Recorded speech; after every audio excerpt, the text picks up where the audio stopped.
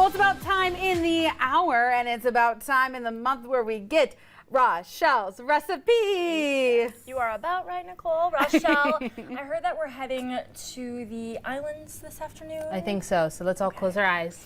Let's imagine us on a beach, because that's exactly what I'm going to do today. I'm going to Jamaican you guys crazy. Okay. So today we're going to talk about how I make Jamaican jerk pasta. You guys know I'm from the Caribbean, so it's like one of my favorite things to not just make, but make for other people too. Like in my family, you know, sitting around at the table, which we don't have here, but sitting around together around a plate of food was always like a way of like showing love, showing my affection and love for you both. So let's do that today. But before we get into it, something I found out that I thought was really cool was that this recipe was actually made back in 1985 by a woman who was a chef. Her name was Lorraine Washington.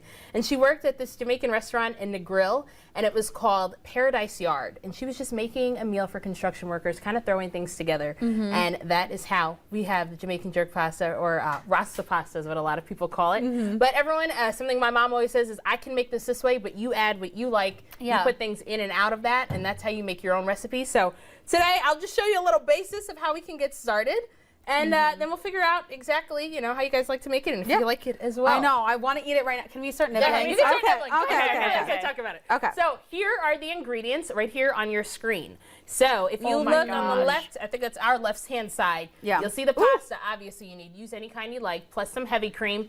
And you know, I love my veggies, okay? So we have get an assortment of different color peppers, get some scallions or green onions, people like them, and some parsley. And then on the right hand side, we have all the different spices. So what I have here are some Goya, adobo, you have some black pepper. It's a really big bottle because I had to get it from Amazon. Some Mrs. Dash, paprika, the cayenne pepper, which is where I think I went a little too crazy. It has a kick. It has a kick, but it's a good kick. Yeah. It's a good kick. This is really good. And if you look at the next slide, you'll see the star of the show. That is Walker's Wood Jamaican Jerk Seasoning. So if you ever see it, it's like a paste. Okay. Not exactly a sauce, but it's like a paste-like texture.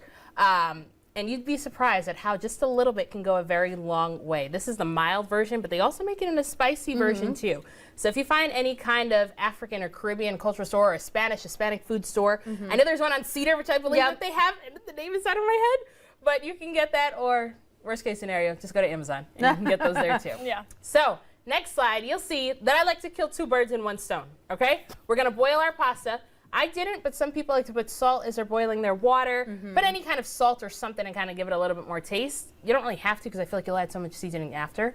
And then you slice them, not just chopping, excuse me. You don't want to chop, you want to slice your vegetables up. They're a little long too as well, but you slice those in there. And then once your pasta is ready, you'll see that now you can start sauteing your veggies. So do that first with some garlic, and then you add some heavy cream. After you add the heavy cream, then all those spices that I added, which you can put in, out, use all of them, use some of them. You throw that all in there, and then you want to mix all that up. Now, don't do that for too long, and you'll mix that all together, and then that's when we add the Jamaican jerk seasoning. That's when you add the spoonful. And remember, you want it to be like a sauce type of consistency, not a soup. Okay, like a thickness. Like a little thick, because you know I don't measure anything. And I was trying to think, it's about like a cup, a half a cup, but you put all of that together and you make it a sauce, not a soup. Okay. And then after that, we're gonna mix that all together.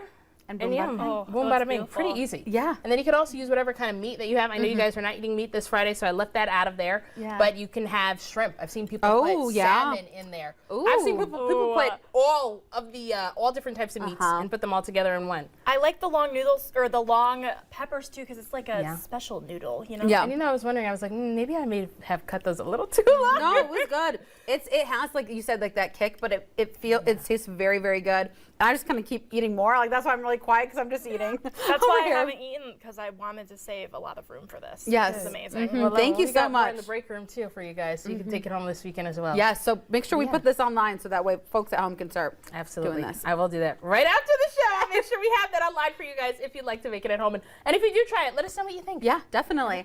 All right, we're continuing things.